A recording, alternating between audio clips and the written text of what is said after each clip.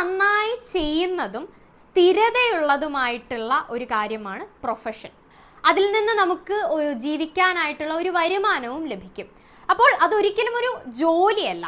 നമ്മുടെ കഴിവുകളും എല്ലാം തിരിച്ചറിഞ്ഞുകൊണ്ട് നമ്മുടെ കഴിവ്, നമ്മുടെ സമയം, നമ്മുടെ ഊർജം എന്നിവയെല്ലാം കൃത്യവും വ്യക്തവുമായ രീതിയിൽ നമുക്ക് പ്രൊഫഷനിൽ ഉൾപ്പെടുത്താനായിട്ട് സാധിക്കണം. പ്രൊഫഷൻ നമ്മുടെ പാഷനും മിഷനും വൊക്കേഷനുമായെല്ലാം ചേർന്ന് നിന്നാൽ മാത്രമേ അതിനൊരു അർത്ഥം ഉണ്ടാവുകയുള്ളൂ.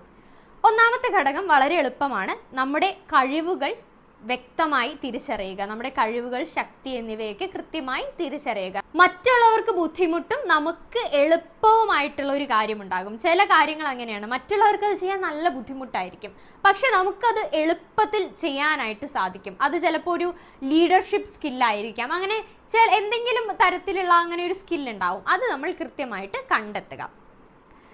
സ്റ്റെപ്പ് നമ്പർ 2, ആവശ്യമായ യോഗ്യത നേടുക. ഇത് വളരെ പ്രധാനപ്പെട്ട ഒന്നാണ്. നമുക്ക് ഒരു കാര്യം നമുക്ക് പ്രൊഫഷൻ ആക്കണം എന്നുണ്ടെങ്കിൽ അതിന് കൃത്യമായിട്ടുള്ള യോഗ്യത ആവശ്യമാണ്.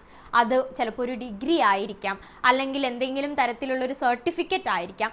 നമ്മൾ ആ കാര്യം ചെയ്യാനായിട്ട് പ്രാപ്തമാണെന്ന് നമ്മുടെ സമൂഹത്തെ കൂടി മനസ്സിലാക്കാനായിട്ട് നമുക്ക് ഈ ഒരു ഡിഗ്രിയിലൂടെയോ അല്ലെങ്കിൽ ഈ ഒരു സർട്ടിഫിക്കറ്റിലൂടെയോ ആ ഒരു യോഗ്യതയിലൂടെ നമുക്ക് മനസ്സിലാക്കി കൊടുക്കാനായിട്ട് സാധിക്കും.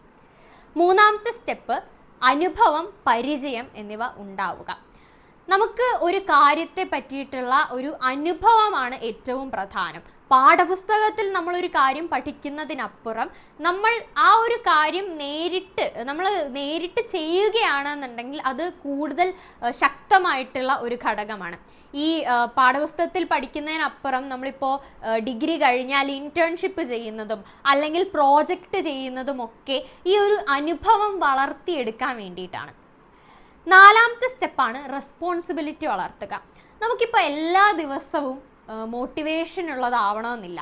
നമ്മുടെ ഈ ഒരു പ്രൊഫഷൻ നിലനിർത്താനായിട്ട് നമ്മൾ എടുക്കുന്ന റെസ്പോൺസിബിലിറ്റി ആയിരിക്കണം നമുക്ക് ഓരോ ദിവസവും അത് ചെയ്യാനായിട്ടുള്ള മോട്ടിവേഷനായി നമ്മൾ കണക്കാക്കേണ്ടത്. അഞ്ചാമത്തെ സ്റ്റെപ്പ്, നമ്മൾ ചെയ്യുന്ന ആ ഒരു പ്രൊഫഷൻ്റെ അർത്ഥം കണ്ടെത്തുക.